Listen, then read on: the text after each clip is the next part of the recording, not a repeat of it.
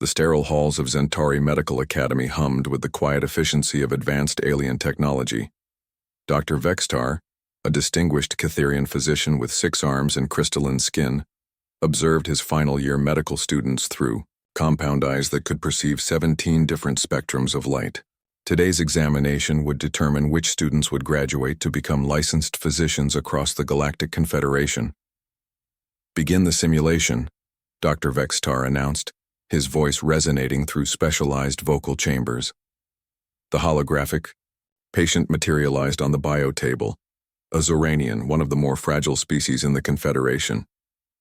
Its dual hearts had ceased function, the bio readings flatlining across multiple monitoring devices. 3 students approached: Elsa, a methodical Altarian with silver skin and precise movements; Helen, a quick-thinking procyanid whose fur bristled with nervous energy; and behind them, observing quietly, stood the Academy's only human exchange student. Elsa stepped forward first, her 4 hands dancing over the control panel with practiced precision. "Initiating quantum defibrillation protocol," she announced, her voice carrying the characteristic harmonic undertones of her species. The advanced medical equipment responded, sending carefully calculated energy pulses through the patient's chest cavity. The monitors remained flat. Helen pushed forward, his whiskers twitching with concentration. "Perhaps biostimulant injection," he suggested, retrieving a molecular-level injector.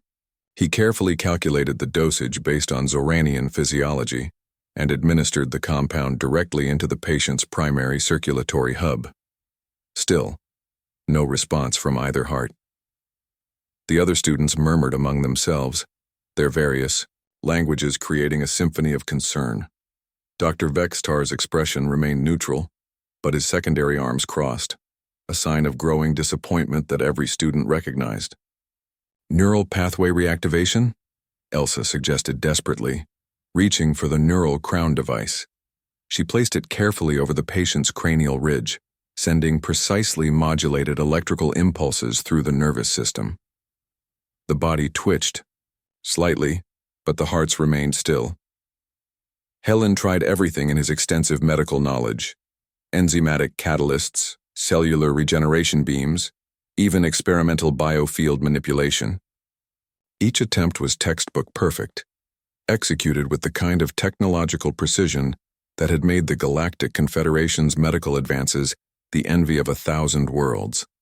Nothing worked. The human had been watching silently, studying the patient with eyes that seemed to see something different than his alien classmates.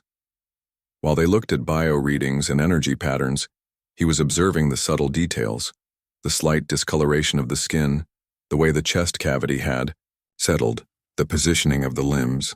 "May I?" the human asked quietly. Dr. Vextar's compound eyes focused on him with surprise.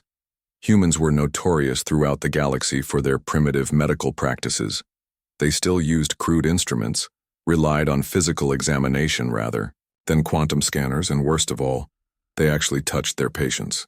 It was considered barbaric by most civilized species.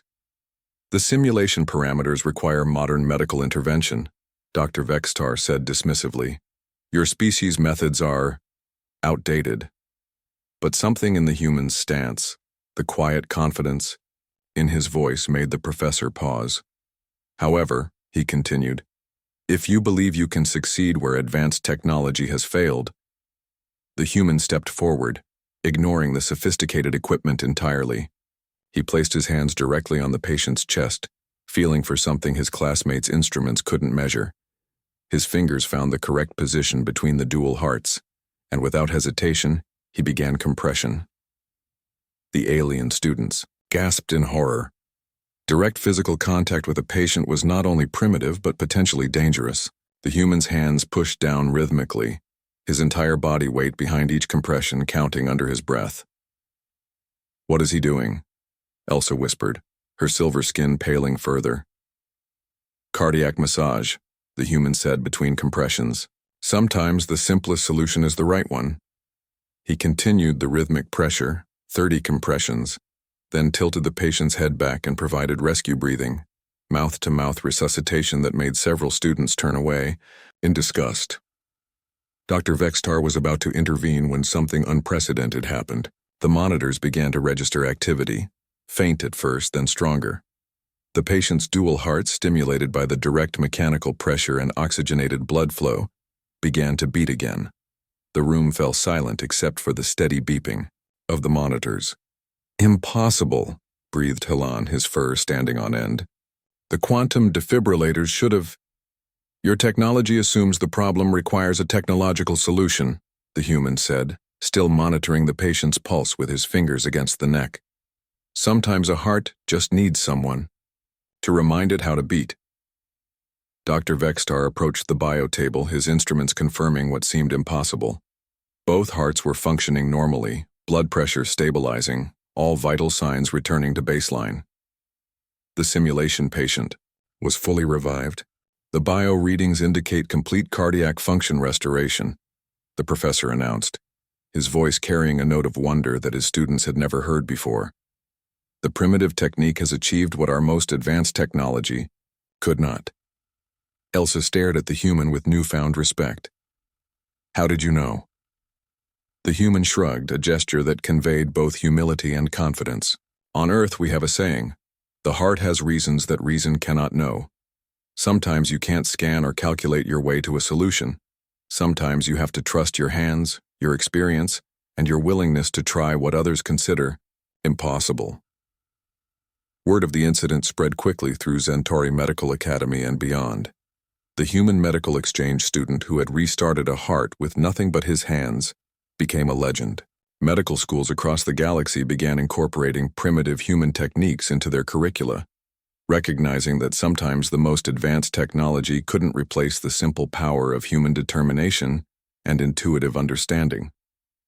Dr. Vextar watched his students file out of the examination room, chattering excitedly about what they had witnessed. The human lingered behind, checking the patient's vitals one final time. "Your species continues to surprise us," the professor said quietly. "We assumed that technological advancement meant abandoning such crude methods." The human smiled. "Technology is a tool, doctor, but healing, that's something deeper. It's about understanding that sometimes the most sophisticated solution isn't the right one. Sometimes you just need to have the courage to reach out with your own two hands and refuse to give up." As the simulation ended and the holographic patient faded away, Dr. Vextar made a note in his academic records. The human had passed more than just an examination. He had taught an entire civilization that humanity's greatest strength wasn't their technology, but their unwillingness to accept defeat when life hung in the balance.